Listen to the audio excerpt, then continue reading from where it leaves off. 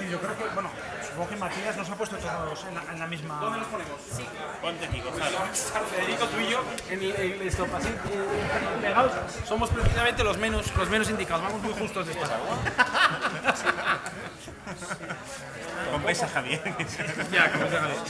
Mira que nosotros vamos juntos vamos a maratón juntos, pero... Sí, pero él se queda en el avituallamiento. Exacto. Ha hecho paga doble. ¿Habéis calculado el dinero que Hacen os pagar costará? doble. 7.000. Me han echado 3 o 4 ocasiones por comérmela. Y fuera de broma, es tarifa pequeña, mesa grande. Y lo que no pedís es una progresión, es decir, no hay un compromiso posterior para que... O sea, lo anunciáis, pero no... ¿Cómo se llama la chica con la que estabas hablando, Morena? No, pero bueno. María Maravilla. Es como tiene una agencia de comunicación externa o algo así. El trámite parlamentario de un texto abierto. Claro, sí, sí. No, y luego viendo, podrías ir discutiendo ¿Qué tal, Federico? lo mismo en los primeros años. Me gustó tu Podías conferencia de más de operación sí. soluciones. Alguien en el debate de quórum planteaba el tema territorial, en función de la vivienda. O sea, Esto discutimos muchísimo, no me acuerdo al final por qué. Hola. Hola, buenas tardes, muy buenas tardes a todos. Bienvenidos a esta primera edición del Congreso en la Calle. Mi nombre es Matías y soy cofundador de Quorum.org. Antes de nada, me vais a permitir que le agradezca al Centro Cultural Blanquerna el que nos haya ofrecido este espacio, que se ha encargado de toda la logística. Ellos son también los responsables de que tengamos después del debate un pequeño refrigerio.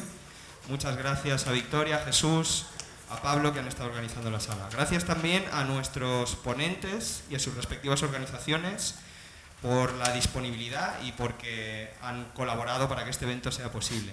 Gracias a los que estáis aquí especialmente, también a los que nos estáis siguiendo a través del streaming. Recordad que en cualquier momento podéis participar a través de Twitter con el hashtag iQuorum con K, sobre todo los que estáis en el streaming, porque sé que aquí la cobertura no es muy buena. Disculpad por eso. Como sabéis, Quorum.org es una empresa social cuya misión es desarrollar tecnología para mejorar la comunicación entre ciudadanos y sus representantes políticos. En la web, a la que os invito a registraros si no lo habéis hecho ya, damos la posibilidad a diputados estatales como Carles y como Federico, a diputados autonómicos y también a alcaldes y a concejales de abrir a debate sus iniciativas con sus electores, de manera que puedan recibir propuestas de ciudadanos y organizaciones para debatirlas o apadrinarlas. Esta nueva manera de hacer política tiene muchas ventajas, pero a nosotros nos gusta destacar 3. La primera es la transparencia, porque se aporta una visibilidad a la interacción de nuestros representantes de los cargos públicos con los diferentes grupos de presión, como está ocurriendo hoy aquí esta tarde. La segunda es la eficiencia, porque se anticipa en un debate online lo que posiblemente sea después una reunión presencial, de manera que los contactos de nuestros representantes políticos con grupos de presión y ciudadanos son mucho más ejecutivos y mucho más eficientes. Y la tercera y más importante es la participación, porque permite a ciudadanos como nosotros y a pequeñas organizaciones que quizá nunca se lo hubieran planteado la posibilidad de ejercer la incidencia política de una manera responsable, formada e informada. Dicho esto, vamos a pasar directamente al coloquio. Os voy a presentar a Javier. Javier es nuestro moderador. No es casual que hayamos elegido a Javier como moderador. Él es director del CIECO, del Centro de Investigaciones y Estudios sobre Comercio y Desarrollo. También coordina junto con Alba Gutiérrez el proyecto Avizor, que seguramente muchos de vosotros conocéis, de vigilancia parlamentaria en materia de desarrollo y lucha contra la pobreza. Y además su equipo ha lanzado recientemente el proyecto TIPI, una herramienta de incidencia política en materia de desarrollo. Pero por encima de todas estas cosas, y esto es cosecha mía, Javier es un apasionado de su trabajo, una gran persona y un inestimable colaborador nuestro, así que os pido un caluroso aplauso para Javier. Muchas gracias.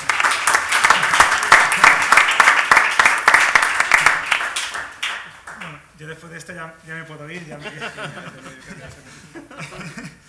Bueno, muchísimas gracias Matías, muchísimas gracias Quorum por invitarnos y por organizar este espacio y con este formato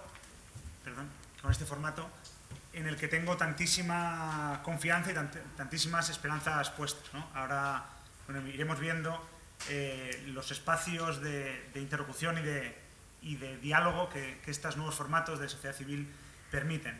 Hoy vamos a hablar sobre pobreza infantil a través de una iniciativa parlamentaria concreta, una proposición de ley sobre mejoras en la prestación económica por hijo o menor acogido a cargo. Es un tema muy concreto y muy específico, pero al mismo tiempo muy relevante en materia de pobreza infantil.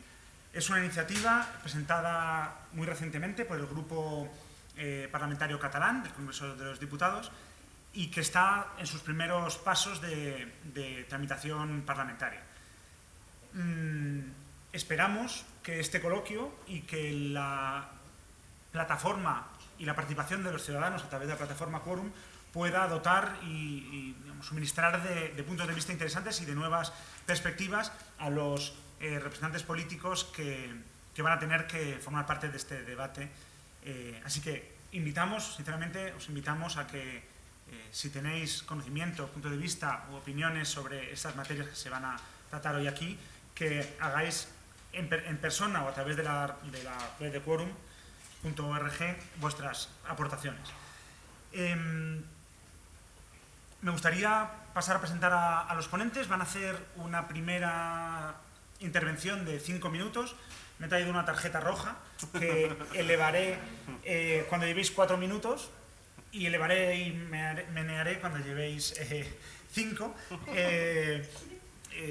Bueno, yo creo que en 5 minutos se pueden decir muchas cosas, sobre todo que luego dará espacio para matizar y profundizar una vez que se han hecho las preguntas por parte del público.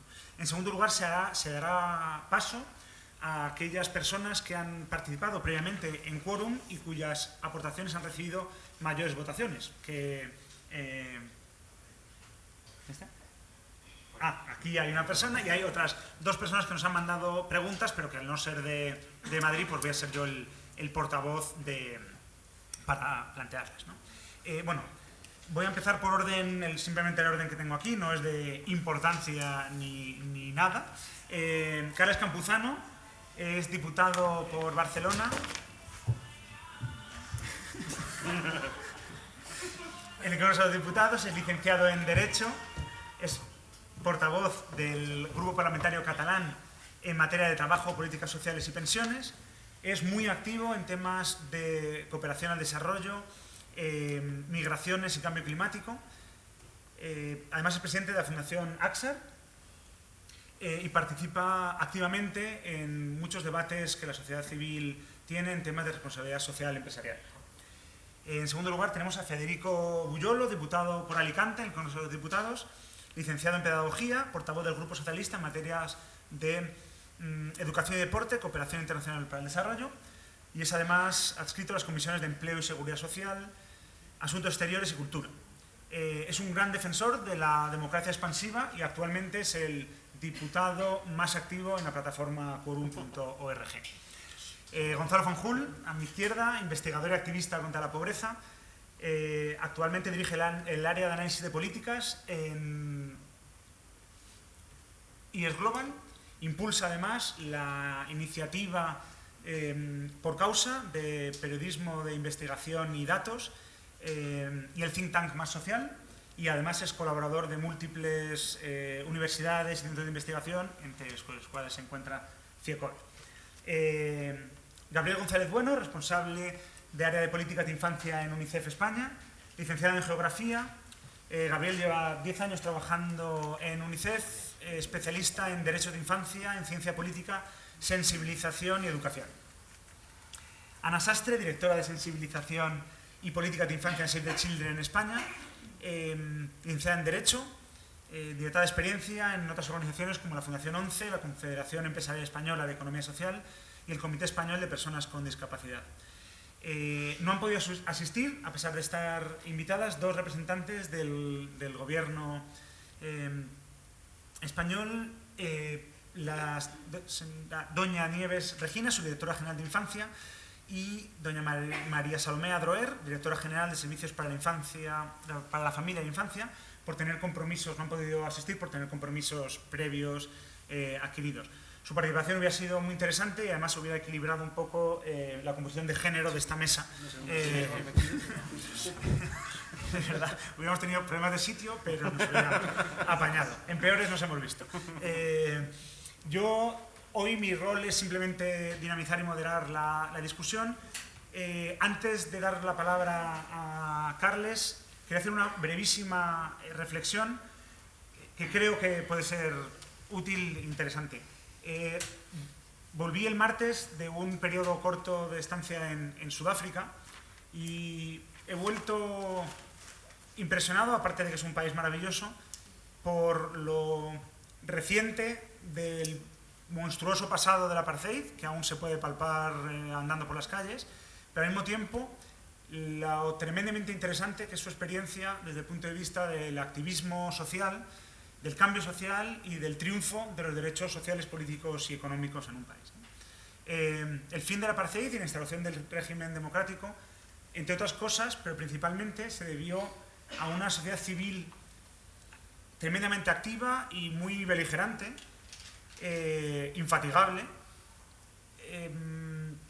a la existencia de unos políticos responsables, comprometidos y íntegros, comprometidos con la defensa del bien común. Fue un proceso largo y tortuoso que muchas veces yo creo que queda un poco simplificado por el final feliz del proceso y por la figura deslumbrante de Mandela, pero fue un proceso muy largo, muy complicado, en el que los espacios de encuentro, los espacios informales de encuentro y de diálogo de la sociedad civil con los políticos jugaron un papel clave. Las soluciones innovadoras ante una situación complicada, el poder participar políticamente, surgidas de la ciudadanía principalmente, también jugaron un papel clave.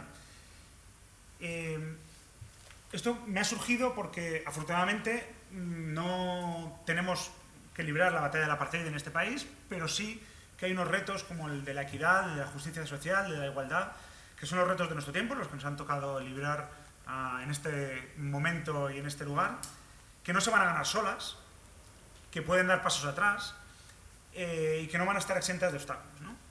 Yo quiero poner en su justo valor y en su enorme valor un espacio como este, un espacio de encuentro y de diálogo entre sociedad civil y representantes políticos, poner en valor una iniciativa de un tremendo valor y de innovación, gran innovación social como es Quorum, que es parte de un conjunto de iniciativas de innovación social que están surgiendo en este momento y yo creo que es tremendamente interesante. Y estoy convencido de que con la perspectiva que nos dé el tiempo, estos momentos, estas iniciativas y estos espacios se verán como esenciales en la construcción de una forma más inteligente, más eficiente y más justa de gestionar los asuntos comunes que tenemos como sociedad. No me quiero enrollar más, le quiero dar la palabra a Carles Campuzano, que es el protagonista de esta iniciativa que vamos a conocer más en detalle. Voy a poner en marcha mi cronómetro. Y nada, pues muchas gracias. Muy bien, gracias. Yo he de empezar también agradeciendo a Matías la iniciativa de organizar el encuentro con este formato que es de lujo. Entre otras cuestiones es de lujo, desde mi perspectiva, porque la iniciativa que Convergencia y Unió registró hace unos meses en el Congreso, y que es la que hoy vamos a debatir, se inspira muchísimo de los trabajos que en los últimos años, tanto UNICEF como Save the Children, y algunos de los papeles que para estas organizaciones Gonzalo Fanjul ha estado elaborando. Por tanto, nuestra iniciativa no es fruto de una ocurrencia de última hora, sino que es fruto del trabajo que las organizaciones sociales han hecho en los últimos años para evidenciar el problema de la pobreza infantil. Y sobre datos no voy a dar porque intuyo que tanto Gabriel como Ana, Gonzalo van a poner encima de la mesa cuestiones, ¿no? Y además me parece interesante que lo hagamos con un colega diputado como Federico, que en materia de infancia desde el principio de esta legislatura ha tenido interés y iniciativas. Primera idea que quería remarcar, ¿no? Que es evidente que la crisis ha agravado la situación de la pobreza infantil en España, pero que este es un problema anterior a la crisis. Y que ese problema anterior a la crisis, en el que situaba unos índices de pobreza infantil más parecidos a las sociedades menos desarrolladas del resto de Europa que las más avanzadas, tenía que ver al menos con dos cuestiones: con el funcionamiento del mercado de trabajo, pero también con el funcionamiento del estado del bienestar, del conjunto de las prestaciones sociales. Y parecía muy claro que nuestro estado del bienestar no tenía instrumentos orientados a proteger del riesgo de la pobreza a los menores. Y que eso tenía que ver fundamentalmente con que el instrumento que en otros estados europeos, los estados más avanzados de Europa, tenían con cierta normalidad, que es la existencia de una prestación de carácter universal destinada a proveer de recursos económicos a las familias con hijos. En el caso español, las características que tenía esta prestación económica la hacían residual en su cuantía, 291 euros al año, y residual en relación a las familias que podía proteger, las familias que tenían ingresos inferiores a 11.500 euros al año. En términos generales, al margen de las familias que tienen hijos con discapacidad y las familias numerosas, donde esas cuantías eran distintas. Pero el núcleo de la protección a las familias con hijos, en términos de transferencia de dinero, era clarísimamente insuficiente. Y eso contrastaba con el resto de las sociedades europeas. Y que, por tanto, cuando analizábamos por qué teníamos ese alto nivel de pobreza infantil antes de la crisis, ahí identificábamos un problema. Y en la crisis eso se ha agudizado. Y lo que demuestra que en la crisis se ha agudizado esa debilidad de nuestro estado del bienestar es que en otro pilar del estado del bienestar, que es la protección a las personas mayores, el sistema público de pensiones está cumpliendo su papel. Está garantizando, frente a un ciclo económico negativo, una estabilidad en los ingresos a través de la pensión pública de los mayores de 65 años. Con la realidad que el riesgo de pobreza entre el colectivo de mayores de 65 años durante estos años ha tendido a disminuir. No tanto porque los mayores hayan visto mejorada su situación, sino comparativamente han estado mejor protegidos que las familias con hijos a cargo. Y de ahí la importancia de las políticas de transferencia de recursos económicos. Y además, en estos últimos meses están apareciendo papeles de organismos tan objetivos y que casi nunca discutimos, como la OCDE, que ponen de manifiesto además que nuestro modelo de estado del bienestar tampoco está suficientemente orientado a proteger a las familias con menos recursos. Entre otras cuestiones quizás, y supongo que alguien lo planteará, porque una parte de nuestra política social se ha desarrollado a través de las deducciones fiscales que benefician también a parte muy significativa de la clase media que paga impuestos, pero que no terminan por beneficiar a las familias con menos recursos que no pagan impuestos. Y ahí tenemos otra debilidad de nuestro modelo de protección social. En este contexto nos parecía que era necesario hacer una propuesta de mejora sustancial de la prestación por hijo a cargo, que es el texto que hemos puesto encima de la mesa, que tiene fundamentalmente dos características. Planteamos un umbral para poder cobrar esta prestación superior, nos vamos a los 24.500 euros al año, es la renta mediana en España, todas las familias que tengan esta renta podrían acceder a esta prestación, y la aumentamos a los 1.200 euros al año, frente a los 291. Abordamos las dos cuestiones que nos parecen básicas, la cantidad y el umbral. Con umbrales distintos y cantidades distintas cuando los hijos son con discapacidad y la familia es numerosa. Y calculamos, y ahí es un cálculo aproximativo, que esto tendría un coste de 7.000 millones de euros.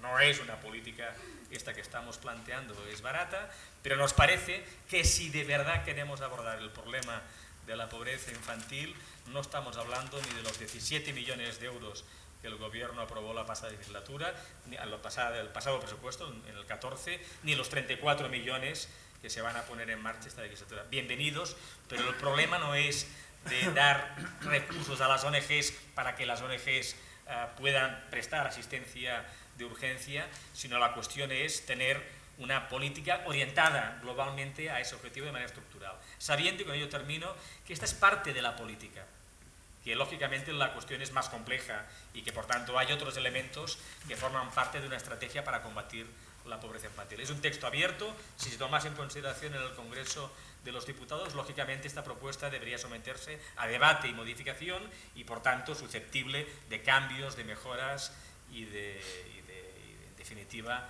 de discusión pública. ¿Se conoce el plazo temporal? Estamos pendientes, pero con un poco de suerte quizás la llevaremos a discutir al Pleno del 16 de diciembre. Estamos pendientes de que el Gobierno tiene la posibilidad de vetarnos el proyecto de nuestra proposición de ley. El plazo para que el Gobierno lo pueda vetar terminaría el día 10. Vamos a intentar que el día 9 la mesa del Congreso decida que si el Gobierno no la veta el día 10, colocarla en el Pleno del 16. Si eso no fuese posible, nos iríamos ya a febrero para su discusión. Gracias. Federico. Me pongo también el reloj. Bueno, como sé que me voy a ir de tiempo, donde llegue he llegado y luego en el debate pues seguimos hablando. Primero quiero agradecer a Quórum esta iniciativa. Como Javier ha dicho al principio, creo en una democracia expansiva que combine la democracia representativa, soy un convencido de la democracia representativa, con la democracia participativa. Y experiencias y trabajo como este nos ayuda a trabajar y a hacer más democracia. Creo que soy de los que piensa que la democracia se hace todos los días y cuanta más democracia hacemos, más fortalecemos la democracia. Luego me ha gustado que esto sea un coloquio en un debate. Edward de Bono, no quiero comunicarme el nombre, en uno de sus libros habla de lo que era la diferencia entre los japoneses y los europeos. Los japoneses, cuando llegan a un debate, cuando llegan a una negociación, llevan una idea, sueltan su idea, la dejan encima de la mesa y abandonan su idea. Los europeos no, cuando llegamos a una mesa nos sentamos con nuestra idea y defendemos nuestra idea hasta el final. Es decir, y ya no hay otra cosa sino que tenemos que salir victoriosos. Entonces, que sea esto un coloquio donde aportemos, donde vengamos a dar ideas y que con el conjunto de todos podamos trabajar y tener más, como decía Carles, poder enriquecer las iniciativas, creo que me parece muy acertado. Y en ese concepto de aportar, quiero traer un tema también importante. Es decir, hablamos de infancia, pero no hablamos con la infancia.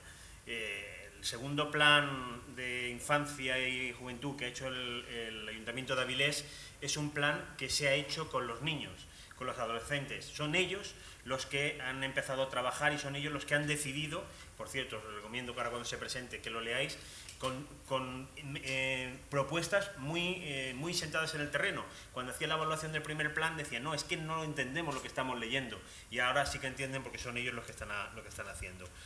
Pobreza infantil. Cuando hablamos de pobreza infantil no es solamente la parte económica. La pobreza infantil al final lo que hace también es limitar las posibilidades de desarrollo de los niños. No siempre se cumple 6 años, 7 años, 8 años. El tiempo ese perdido es el que nos hace y el que hace a los niños perder oportunidades. Los datos no voy a darlos porque, además de escandalosos, tanto Gonzalo como los compañeros de SAFE y de UNICEF los darán y serán mucho más rigurosos de lo que yo pueda decirlo. Yo creo que las políticas de infancia tienen que ser una política nuclear de cualquier gobierno. Carles lo ha dicho con el estado del bienestar. Creo que el estado del bienestar ha funcionado. Soy pedagogo y tengo una formación de explicarlo todo. Hay que saber, el estado del bienestar cubría 3 riesgos que tenía una persona por la que no podía trabajar. El riesgo a una enfermedad, el riesgo al desempleo y el riesgo de envejecer y no tener recursos. Ese era el estado del bienestar. Luego la educación como la gran soporte, la gran base de todo ese sistema del estado del bienestar. Y con el gobierno de José Luis Rodríguez Zapatero lo que se hizo fue crear otro, que fue el de la dependencia, que es el riesgo de tener una dependencia, de una discapacidad y no poder trabajar. Y por lo tanto se creó ese cuarto pilar del estado del bienestar. Los datos lo decían, y Gonzalo ha hecho un estudio muy riguroso, es decir, efectivamente los riesgos de exclusión social de los mayores ha disminuido brutalmente, sin embargo el de la infancia no ha funcionado. Por lo tanto, lo que creo, sinceramente, ya no es que tengamos que cambiar las políticas, sino que creo que lo que hay que hacer es cambiar el modelo.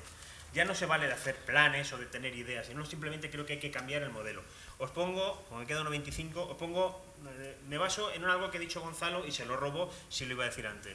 Antes de decidir, primero tendremos que saber qué modelo social de protección de la infancia queremos y 2, luego decir cómo queremos pagarlo. Es decir, qué políticas sociales redistributivas vamos a aplicar y sobre todo qué política fiscal vamos a aplicar para tener ese dinero. Pero os pongo 2 ejemplos y muy ligado a lo que ha dicho Carles.